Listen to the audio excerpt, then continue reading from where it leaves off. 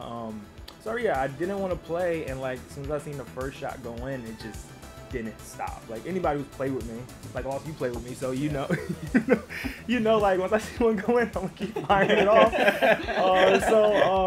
So yeah, it just kept going. I remember like at halftime, I was outscoring Fitch by myself. I think I had like 23 points. They had like 21. All right, welcome to another episode of Expand Your Brand. On today's episode, we welcome on a very, very special guest. He is Keith Porter. He's the owner of Progession Training, and he is player development coach for the Connecticut Sun right here in our own backyard. How's it going, Keith? I'm good. How are you? Great, man. Thanks so much for coming on the show today. We really appreciate your time. It's awesome to have you here, and it's cool to have a local person that also is part of the pros now. Yeah. Thank you for having me. Yeah, Thank you for having me. Of course. Well, let's start with the Connecticut Sun. The season's underway now. You guys are standing, I think, at 8-3. Mm-hmm. How is the season going so far with Connecticut Sun? What's it been like, being under player development for them? It's the best job you could have as your first year in the W. Like we have a great staff. Stephanie White, Austin Kelly, Brianne January, Abby Olajuwon. Like for my first year to be with such a great young cast like that, man, is the best thing. I'm learning every day. It's like I'm coming there to be a player development coach, right? But it's mostly I'm learning how to be an actual coach, like an assistant coach, right? There's so much knowledge, and they're so helpful. Like you have a question, just ask away, and they'll sit down with you. So it's a blessing. That's awesome. That's great. Mm-hmm. How has the transition been from training like the youth and then going into training the pros? It's honestly been smooth. I think it's because I watch a lot of pros, so like I don't train young kids differently than the pros, right? It's all the same skill work. Because kids are smart, right? Like kids nowadays, they have tablets since they've been 4 years old, right? Yeah. So like kids have access to a lot of stuff. They're very more mature and advanced than like us, our generation. So it's really just being comfortable and like knowing what you're doing, right? So I'm training people who are older than me, right? I'm 28 and a lot of our players are like 34. Yeah. It's just being confident and like, hey, I know what I'm doing. So really, there's no difference. It's just basketball at the end of the day. Yeah. That's great. Is there like, with anything with like pros, is there anything that you have to approach differently? I know you mentioned kind of like working, kind of doing the same with like the youth, but like, is there anything that they need specifically, or is there something that you kind of leave out but focus on more with like a pro? Yeah, so with kids it's more basic, like okay, learn how to go between the legs to a one dribble pull up, watching your footwork. With pros it's more of like fine tuning and tweaking things, right? So it's mostly like, okay, let's get shots out of our offense. Where are you going to be set up? Are you on the wing? Are you top of the key? Are you shooting slot area, right? Just getting them comfortable in our new offense because, right, they've been underneath Kurt Miller for the last, I think, 5 years. So now everything is brand new to them, right? Yeah. So with that, it's just watching film and helping them get comfortable in their roles they're going to have now. That's awesome. That's great. So let's jump into your basketball background. Yeah. I've heard we're just off air. We're just talking about some great stories about basketball and everything. But where did your passion for basketball come from? My uncle growing up, going to Toby May. Anybody from New London knows that's like the most famous court New London has. Watching him cook guys when I was a young kid, and just started there, just wanting to be like him and play like him. And then my family, we're a very big basketball house. And I know I'm in the wrong area of the country to say this, but I'm a Lakers fan. So watching Kobe growing up and like that was everything for me. That's awesome. Yeah, that's really cool. Yeah, that is great. Yeah. So speaking of New London, how was it to play for Coach Chop and the New London high school team? I know that you had very much success there. Yeah. I think like my 4 years, let's just say my first 3 years, from freshman year to junior year, I think I lost 7 games or 6 games. Like, and then my senior year, I think we lost like 5 because everybody graduated. But it was great. Chop, he was tough. He was super tough, but looking back, I needed that, right? Having that tough coach, because that's how the basketball world is, right? Not everybody wants to be your best friend. Like, he just wanted you to work, and that helped me out so much. But, man, those guys, like, whenever I see Malcolm and Torrin, Chris, Doug, any of those guys, Khalid, it's always just love, right? Like, once you, like, sweat and bled with somebody, like, that bonds forever. You know what I mean?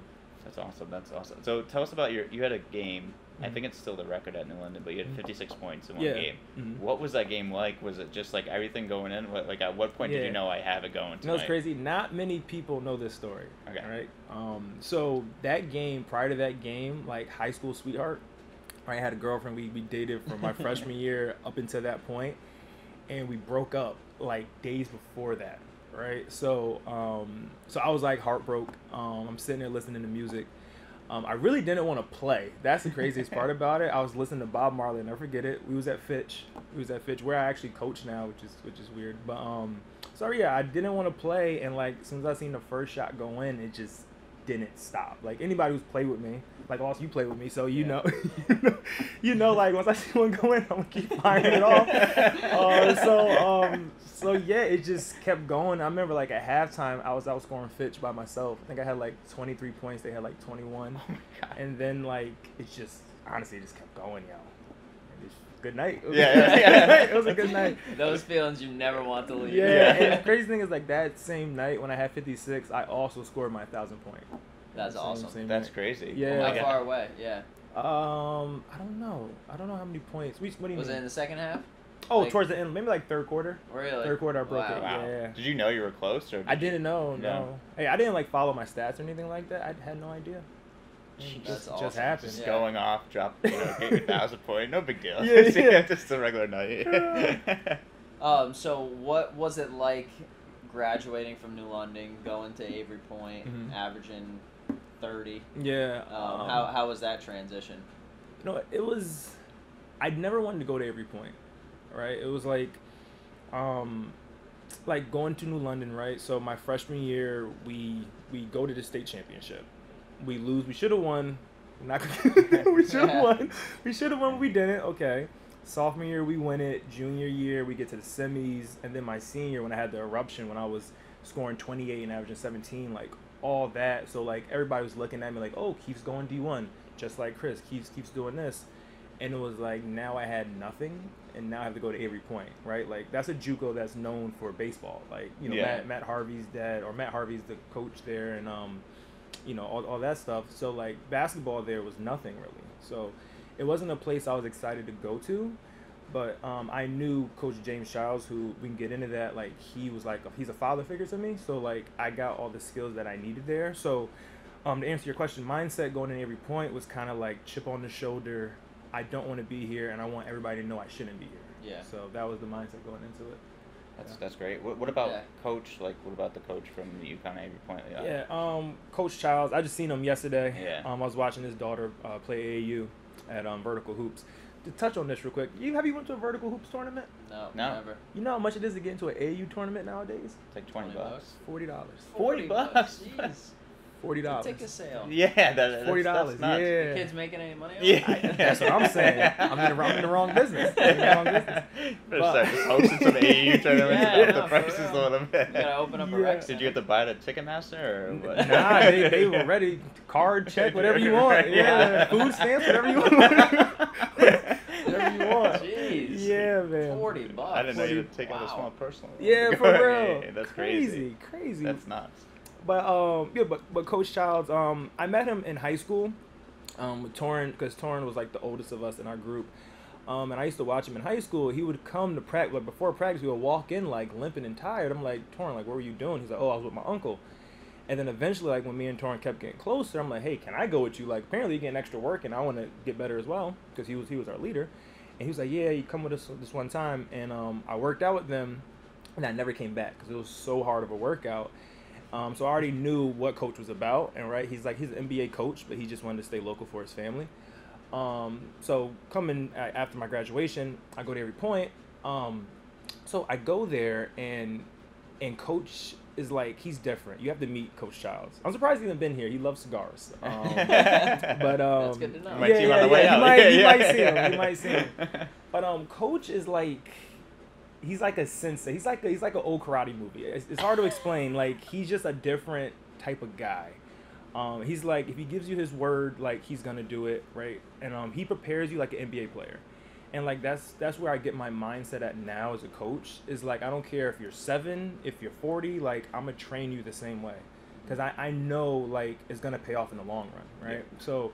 Coach is like a father figure to me. He taught me respect, morals, like hard work, putting people before you, right? Eye contact, firm handshakes, like all the things you need to be successful in society. Like Coach is like, our relationship is always bigger than basketball. Like it's everything to me. That's awesome. Yeah, that's great. That's a level of coaching that's like That's why I think sometimes we're coaching where people don't see it when you're coaching basketball or any sport. It's outside of that. Oh my that God. like you're more than just a coach. Like, you're either a therapist or you're Right. like an inspiration to some kid. Like I just remember always when I coach, I was like always like I had to explain to people. I'm like I don't get paid enough. Like I get paid 25 cents an hour to be like. But you are a big influence on a lot of kids' lives. So that's really Thank cool. you. Yeah, Yeah. and I'm sure you're making a big impact on a lot of kids' lives now with what you do. So Yeah, that's like I always talk about it. Like, yes, I'm with the Sun and I have progression, but progression with the kids is always the biggest job I'll ever have. Like training the youth, because it's like as a youth coach, you make or break the dream, Right. right? And like dealing with parents and things like that, like you see how kids have a dream and some parents don't believe in it, right? And then you see how parents can kind of like downplay when a kid finally opens up and talks about their dream, and you can see how it crushes the kid. Right. And it's like, and I don't think a lot of parents understand how serious that is. Like, if you're crushing that dream at this early age, don't be surprised when that kid is still living at home at 25 years old, second guessing doing anything in life, right? Because you were the first one. Like, you're that child's first superhero, right? So whatever they're doing, even if it's far fetched, like I understand being a professional athlete, it's hard. 1% of the world, I get it. But it is possible. People do it, right? So instead of downplaying it because you think it's so far-fetched, let's try to make steps to help you get there. And lay down a groundwork like, hey, it's going to be hard to get there. You got to do A, B, and C. Are you willing to do that? And that's a different approach. Let the kid give up on the dream and don't crush it. Let them try it, right? And like that is always the most important thing for me. Like every kid that comes in my gym, like if you want to go to the NBA, okay, before we work out, I want you to imagine you're wearing your favorite team's uniform. Imagine that coach is sitting there watching you.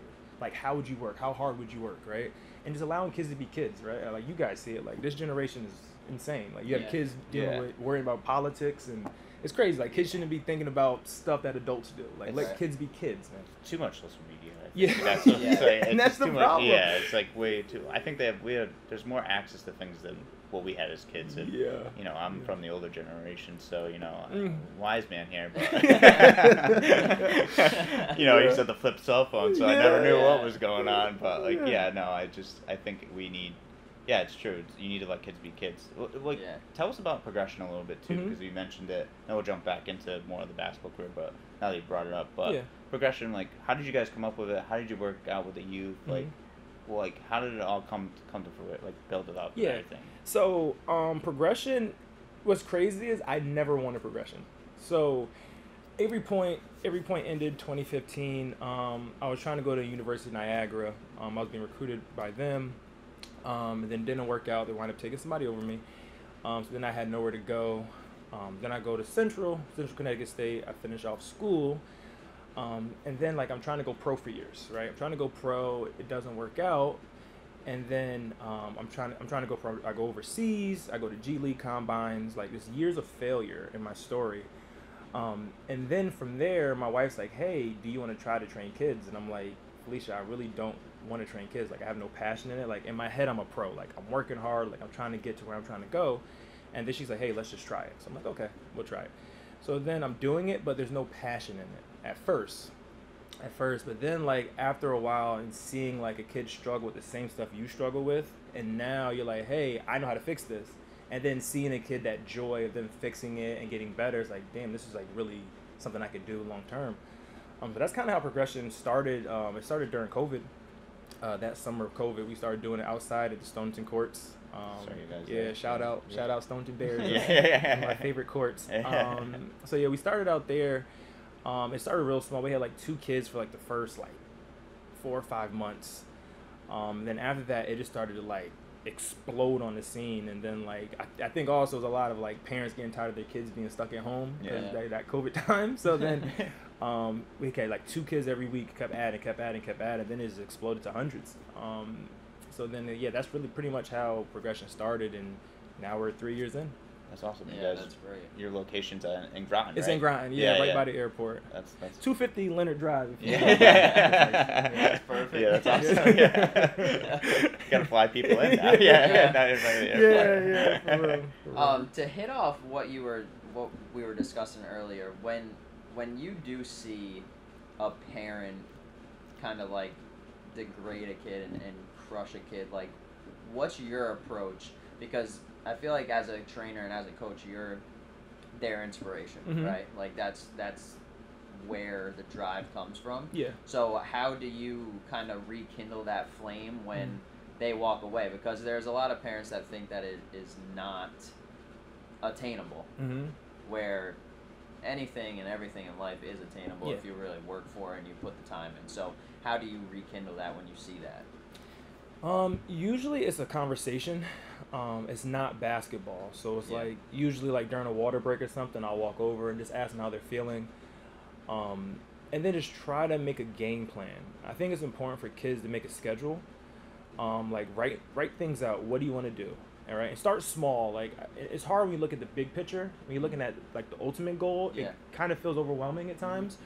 So me, I try to just look at like a corner of the picture. Like just get a mark on that canvas, right? Okay, you want to get to the NBA, but first you can't shoot. Let's figure out how to shoot. All right, let's make 100 shots a day, 200 shots a day. Okay, you're doing that. Now let's do ball handling. Let's get better at going behind the back. And it's usually those small steps and trying to get kids to understand that. And it's hard because like in training, you see a kid maybe once or twice a week, you know? So it's really just having that honest conversation because a lot of kids as well, they don't have people to talk to. Yeah. Right? And Jeff, just how you were saying, like, it's a lot of, like, psychiatry, you know, and therapy for kids, right? Just talking to them, hey, how was your day? Like, you'd be surprised how many kids don't have that. How many kids probably come home, parents ask them, hey, how was your day? Oh, it was good. They walk right up to their room. Parents says food's done. They grab their food, go right back up to their room, right? And, like, they don't have that human interaction. They're just on their phone, scrolling on social media and stuff like that, seeing what they want and never have anybody, like, to talk to and let out. So, I mean, there's so many aspects of the training game of like how to make an athlete a better person, but there's so much. It's hard to like pack it all in. How do you like, I mean, it's interesting too because I think as a coach you have to be able to read people. Like how have you been like over the years to be able to read a kid, like even if they don't show a lot of emotion, how can you tell if there's something bothering them or can you get in there like? So Coach Child, so like he's really good at body language. Like I could tell people's body language. If you're fidgety, if you're moving, if your eyes are twitchy, like something's going on, right? And being comfortable having that uncomfortable conversation. Like, hey, why do you keep moving? Hey, what's on your mind? Like, why can't you look me in the eyes? Like, what's wrong? Right? And trying to get that kid to lock in, it helps a lot. So I love reading body language. You could just tell. Like I had a conversation with a kid, like 2 weeks ago, right? We were shooting. Every time he would shoot and he would miss, he would slap his thigh. And like I didn't say nothing the first 3 shots, but every shot is just like ticking me off. I'm just watching like, why are you doing this? So then I stop and I ask him, I'm like, hey, like, why do you keep doing this? Because I keep missing shots and I should make more shots. So then I'm like, okay, how many shots do you take a day? I don't really take shots. Like I just play pickup. Okay, well, how many shots do you shoot in the course of a pickup game? Maybe like 2 or 3. How many games do you play? Maybe 4. So on max, you're shooting 12 shots a day. Yeah. Why do you think you should make every shot you take? Just having that honest conversation, right? And it's like, for kids to understand, like, oh, that makes a lot of sense, right? So then for the rest of that day, I was like, okay, you want to be a better shooter? We're going to shoot hundreds of shots. You have to make at least 200, right? And he left their arm hanging. I'm like, okay, now if you shoot like this every day, you have the right to be angry when you're missing shots. Because now you put the work in to get there, you know what I mean? And that, once again, comes with social media. When you're seeing Steph Curry pull up from half court and shimmy down the court, now you think I can do it. Like, no, dude, the dude is twice your age. He played basketball longer than you've been alive, right? So, and then also it's like, on a good stretch, Steph shoots, 40% from 3? That means he misses 60% of the threes he takes. Right. He's the greatest shooter ever. Like, really think about that, right? He makes 40%, he misses 60%. Why do you think, as a 12-year-old, you should make 100% of the shots you take? You know what I mean? It's like delusion in a way. So it's like just getting kids to understand that, like, you want it, you can't skip the steps. You got to put the work in. And I see it so often. Yeah, that's a really good point. I mean, I try to shoot from half court. I mean, everybody does. I can't make the same shots, but no, I think that's a solid point. It's great that you can read body language and you're able to help a kid out like with that. And it's funny that you slapped him his leg. You were like, it was hard too. Boom. Hey, take it easy. Take it easy. But to get back to your playing career, did you play in Spain and Puerto Rico? Did you go over? So it was a summer league. It was an agency summer league. So I was in Girona, Spain in 2017 for the summer, and then the following year I went to Puerto Rico and played for a summer. It was a great experience. In Spain, like, like all of my teammates, they were either from Spain, there was someone from Italy, someone from Serbia, there was like 2 kids from Africa. It was a great experience. Like our coach, I think he was from Bulgaria, I think. So he had a very thick accent. Like all we had was just like pick and roll, hand signals and stuff. Yeah, you'd make it work. It was a great experience. It was very eye-opening how the game is played. Like, it's more of, like, old school, like, hit the posts first. Yeah. Right? If you don't got a fast break, you better pull it out or you're going to get subbed out. You better hit your big and play off them, right? Kind of like 2000s, 90s basketball. Yeah, it was very different. Very different. Yeah, that's great. That's awesome. That's pretty cool. It's got to be different, different styles of play. Like, over there. I know, like, Europe plays a way different basketball from here. It's not just like, if you average 11 points per game, you're like a star over there. Yeah, it's not like from stories I've heard from people. Yeah. And it's crazy. And the biggest thing that caught me off guard, like, I see it when I'm watching, like, the Olympics and stuff, but, like, after the ball hits the rim, you could slap it off. Yeah. Messed me up at first. Like, I was shooting a free throw, ball hit, and dude just jumps up, slaps it. I'm like, I'm looking around like, dude, you're not in the States. You're not in the States. Call goaltending. Yeah, call goaltending. What are you doing? Yeah, it's just different. Once you came back from there, you got hooked up with Phil Handy. Yeah. 94 feet. How'd that come about? So this is last year. So Phil Handy does a coaching certification out in Los Angeles at the Mamba Academy, which is now the Sports Academy. So he does a coaching clinic where anybody can go. So I went out there last summer. It was honestly the best event. Any trainers, coaches that are watching this, I advise you to go there. Just from a knowledge standpoint, and also just from like networking. Like everybody's out there. You could talk to anybody. Just learning like from one of the best basketball minds, right? A guy who's been in the league, trained Kobe, trained LeBron, Kyrie, like all the big names in the league, Kawhi. Just his teaching, the way he explains stuff, like it's so next level. And like a lot of the stuff I do nowadays is based right off the 94 Feet app. Like Phil is amazing at what he does. That's awesome. Yeah. What was he like in person, and like how many like did you guys exchange any conversations? How helpful was he? One of the coolest things I would say about Phil is like he's at the top of the basketball world, right? Yeah. Los Angeles Lakers, like, assistant coach. Like, you could easily just be a jerk, be whatever you want to be. Yeah. But he's one of the, like, most humble people I've ever met, right? Like, he started off the event just saying, like, I have no ego. Like, I just want to help as many people as I can. That's awesome. And, like, that's just who he is. Like, if you want to talk to him, he'll just sit there and talk to you at the event. Like, I think the second day of the coaching clinic, like, he got there, like, an hour and a half early and was just talking to people. That's just awesome. Sitting there talking, right? Yeah. And it's like, you don't see that a lot. Somebody that high up. You always hear about the basketball world. Yeah, there's egos. Yeah, there's stuff involved with it. But, like, to see somebody that could easily be that way and not be that way is amazing, right? And, like, he trains kids in the summertime. It's like he's just really trying to help people. And, like, everything he does is just free knowledge. Like, anybody can get it. So that's just, like, amazing resource that I'm able to, like, access when I need to. So that's awesome. That's great. Yeah, they have a certification. Everything. That's really cool. Have that around here. Did you get the certification just from going out there for that class? Yeah. Oh yeah. Yeah. Did you have to take like a test or anything, or how no? It was mostly just like a whole week of just pretty much watching him. Yeah. And that was it. Really? Yeah. That's awesome. Yeah. That's but cool. But it's cool because it's really intimate. So it's like they like chop off like a half court out in LA, and like you're sitting around here just like with chairs. You can just raise your hand and ask questions. As he's going, he'll just stop and answer you. Really? This is why I do it. This is why you step this way. Awesome. Yeah, that's man. awesome. That's great. Is amazing. he more like show or is it see? Like how does he like teach? He does both. Does he? And that's cool too because he's older, but like you see him stretching, getting ready, like he's about to play a workout, and like he's like in the drills, like hitting, bumping, like sweating, like it's he's there. Like as you sweat, he sweats. Like it's amazing. That's awesome. That's really cool. Your journey. I saw something in the New London Day about your journey and your failures. How did it all bring you to where you are today? Yeah. Recently, me and my wife, we went to speak at a local high school, in Hartford, and it kind of brought my story full circle to me. Like saying stuff out loud really like hits you differently. So pretty much from 2009 to 2020, when COVID hit, right, is just failure for me. Right, it's 11 years of trying at my dream of trying to make it to the NBA and it not working, right? And I think it's super important for kids to understand, like, to succeed is not always like getting what you want. is pushing through those failures, right? And I know in this social media driven world, all we see is people highlights of their lives, and it seems like everybody's just exploding on the internet overnight, but nobody's an overnight success, right? There's years of persevering, there's years of failures and obstacles. And in my story, that's why I am who I am today, right? So it's 11 years of, okay, I want to be a Division I athlete coming out of high school. I don't get that. Okay, now what? I go to a JUCO.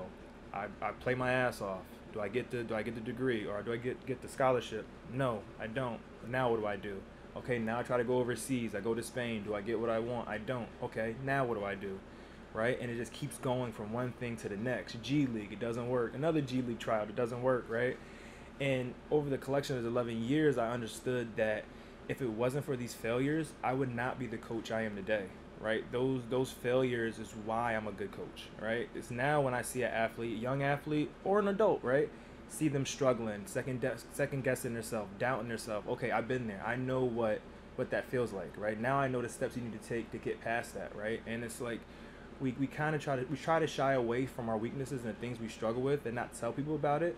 But there's so much power in our own personal testimony that we kind of gloss over because we want to look like we got everything together, right? And it's not the case, right? Everybody struggles with something. And I think that's just super important, right? If anybody like wants to know Keith Porter's story, like my story is just, I'm just a normal guy who just kept fighting. And I'm a very faithful man. So it's like, if it wasn't for my faith in Jesus, it wasn't for my faith, I wouldn't be who I am, right? Like I take a very Christian approach to my training and to how I am as a coach.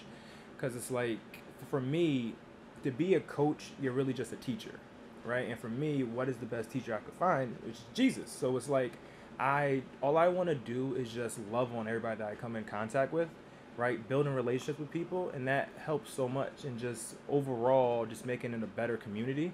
Like, all I want to do in this basketball space that I'm in for Progression or in the WNBA is just build a community of people who just work together, right? Use their weaknesses, use whatever it is, and just build and keep getting better and keep getting better, right? If it wasn't for my failures, man, I would not be who I am today, right? And especially my faith. Like, that's all I am. I'm just a guy who loves Jesus, wants to be a friend of Jesus, and keep it moving. Yeah, that's a great message. Yeah, that is a great message. Yeah, I think a lot of kids can learn from your journey and your life and everything, and keeping that faith and keeping their heads up when times get tough. I think that's the most important thing. Yeah. 100%. That's awesome. Yeah, thanks for sharing. I know. I don't know. I have nothing else to say. I'm an open book. Yeah. I truly am. Speechless about that. It's really, really good. I think kids are, whoever you work with, and even the Sun and the community that up in Groton and where you are, I think everyone's extremely lucky to have you as a coach. Thank you. I appreciate. You can tell how passionate, even when we just talk off air a little bit, just how passionate you are about basketball and getting a community together, and you can really tell. So it's awesome. Thank you. Yeah, definitely need more people. I appreciate it. Yeah, exactly. So, all right, we'll cut to commercial break, and then we'll talk some sports. All right. Yeah, cool. Welcome to Vintage Cigar Lounge, the place where you escape to, not from. A place where your cigar options are limitless. A place where friends come together and bond over the finest cigars and drinks. A place where your selected few can retreat to and enjoy premium cigars, great conversation, and your liquor of choice within the privacy of our private rooms. Looking for a place to escape to? Our doors are always open.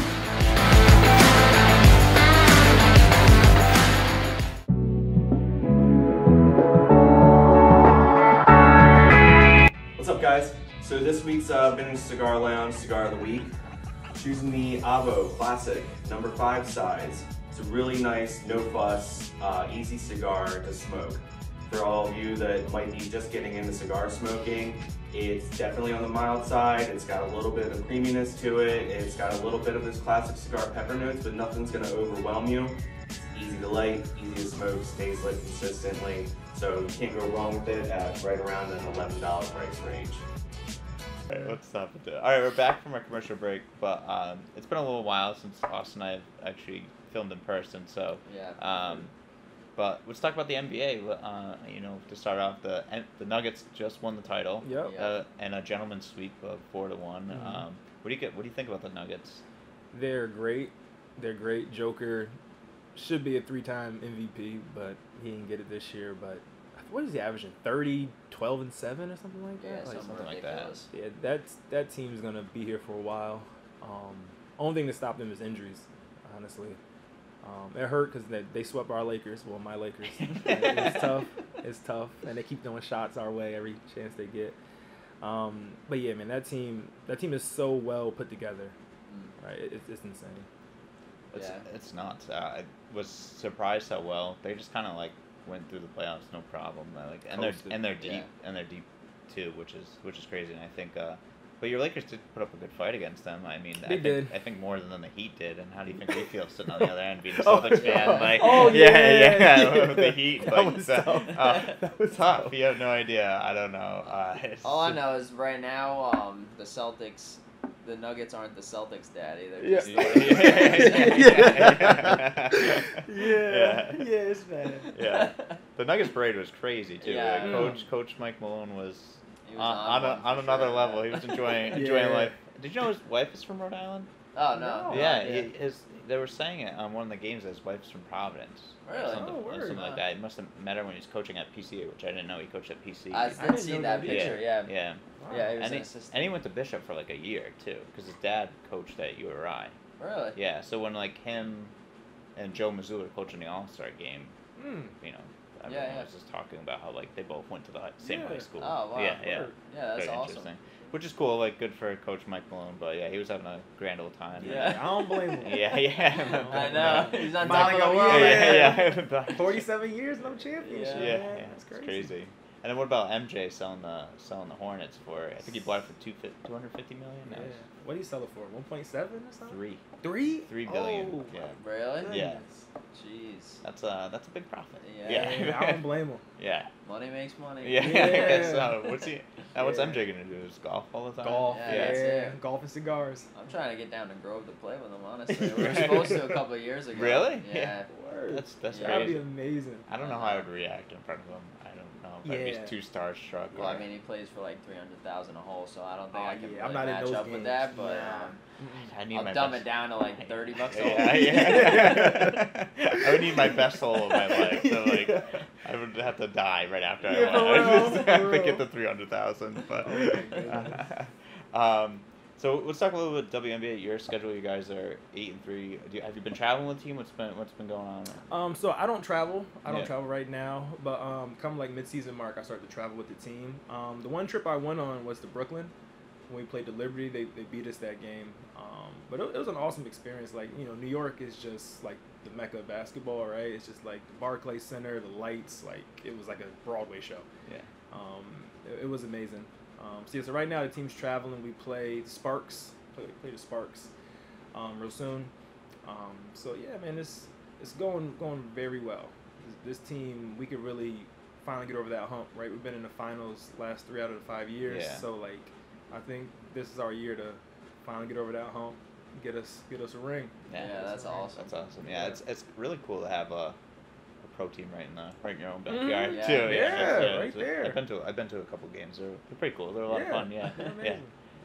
Enjoy them. And then I know you said you haven't watched any golf, but the U.S. Open, Mhm. it's going on right now. It's Yeah. L.A. Country Club. Ricky Fowler shot a 62, I think, the first day, which was like a pro record, I think, at 18. U.S. Open, Oh, right? Yeah. And then 18 birdies too, right? I think was Yeah, another in the record. first 2 days. Yeah. Wow. Yeah. So he's playing unbelievable. And then Yep. what was it? Shoffley's up there with him. Yeah, I think? Shoffley shot 62 on Thursday, right after him to Yeah. tie the record. So Wow. literally 20 minutes later. Yeah, yeah, it's That's crazy. crazy. Yeah, Yeah, it's that been is an crazy. interesting golf tournament because there's some big scores and then there's like no one like Mhm. else close there. That I saw a thing about LA Country Club. First off, the property is worth $8 billion. Jeez. It's in the heart of LA, and Wow. it's one of the most exclusive clubs in the country. Like pleated pants, no shorts. Really? Pleated pants. Oh Yeah. my God. No celebrities are members. Cannot have a celebrity member. Really? Can't use your Wow. phone. There's phone booths that you have to use. Like it's That's kinda serious scary. Yeah, stuff. yeah, It's yeah. Scary stuff. Yeah. 250,000 initiation. Jeez. Like, yeah, it's. I think that's where, honestly, to me, like golf it doesn't need to be like that. No. You know, like it needs to. It's going more like an athletic route and more of a fun atmosphere and that kind of.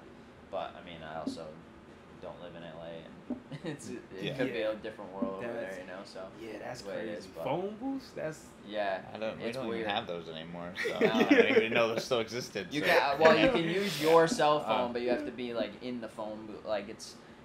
I was Very reading this secretive. and I'm like, oh my god, like they need to get up to date with the times. yeah. You know. I want to know who the members are. Yeah, I know. Who are those guys? Yeah, they're not seriously. celebrities. Or, Top of the world right there. Yeah. Must be a bunch of head fund guys. That's all I can Yeah. think of. Yeah. Like, Tech guys. tech out guys. there. Yeah, that's true. Man, I don't know. Golf is supposed to be fun. We're getting a lot like more like atmosphere where you can drink and have like almost like a party atmosphere, which makes it fun. Like the waste management tournament, like everyone goes nuts and they're throwing beers and stuff. Like I don't know.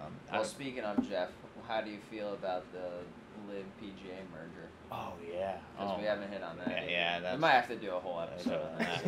yeah. That I was shocked. I don't know. And for them, they didn't even tell too. they didn't tell the players. The PGA did not tell anyone that they were merging with the I know. Live Oh Golf. wow. We'll hit more on that. Yeah. We'll, That's crazy. Yeah. It's insane. It's nuts. But Keith, thank you so much for being on the show Of course. today. Thank Yeah, you we for really having me. appreciate it. Thank Yeah, you it's for been having awesome to speak with you. And like I said before, I think the community is very lucky to have you as a coach in the area. And like Austin hit on too, we need more people like you in the world for sure. So it's Good luck going forward. Yeah, Yeah. seriously. Good luck with the WNBA season. If you get a ring, just remember us. We'll take it. Yeah. Come on down to the parade. Yeah. I'll promise to have a shirt on. Yeah. If there's a parade, let me know. We're there. Yeah, we're there. We'll be there. I might not have a shirt on. It won't be a good look. But thank you so much for your time Yes, today. sir. Thank Thank Appreciate y'all. it. Thank y'all.